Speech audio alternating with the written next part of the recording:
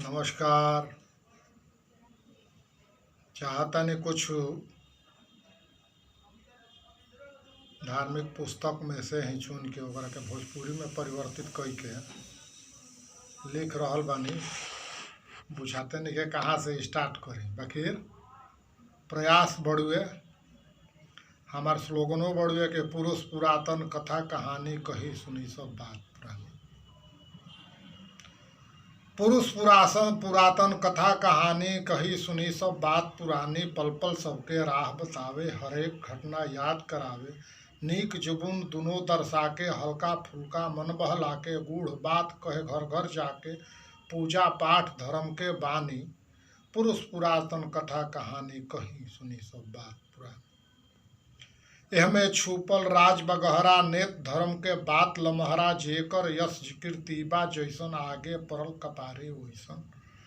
हर इच्छा आगम निगम, सुख दुख से मिले सिंहासन। हरत भरत सबके घर आंगन, बने मूढ़ कहीं और ज्ञानी। पुरुष पुरातन कथा कहानी कहीं सुनी सब बात पुरानी। पौरुष और पुरुषार्थ दिखावे, हरे घटना रचना उहे करावे। पौरुष और पुरुषार्थ दिखावे, घटना रचना उहे करावे। घड़ी घड़ी सहमात दिखा के, पग पग पर सौजन्य बनावे। धरा रहे समतुल्य समय पर, एकरे खातिर दाव चलावे। ईर्षा प्रेम भरत मन सब के, काल करम के डालत घानी।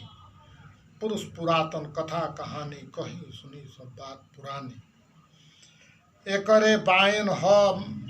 एकरे बायन रहल रामायण और महाभारत मनसायन। दोनों हरि इच्छा के कारण, कुपथ काल के भइल समापन। वाल्मीकि से वेद व्यास ले, देव दनुज और संत समाज के। देव दनुज गुरु संत समाज के, गही गही चरण रही शरण हमेशा। गणपति के गोहरावत बानी। पुरुष पुरातन कथा कहानी बात कहीं कहीं सुनी सब बात पुरानी। पुरुष पुरातन कथा कहानी कही सुनी सब बात पुरानी। अतने अभी लिखले बानी, एकरा के रावा सब के आगा परोस देनी। आगे जैसन इच्छा होई, हरि के इच्छा हमारा बस के चीज़ नहीं है। वह रचना करावत रहे और वह लिखवावत रहे और उनकर पर लिख देता नहीं। फिर काल के वीडियो के साथ काल मिलब। आज खातिर अतने काफ़ी बा। धन्यवाद। शुभ रात्रि।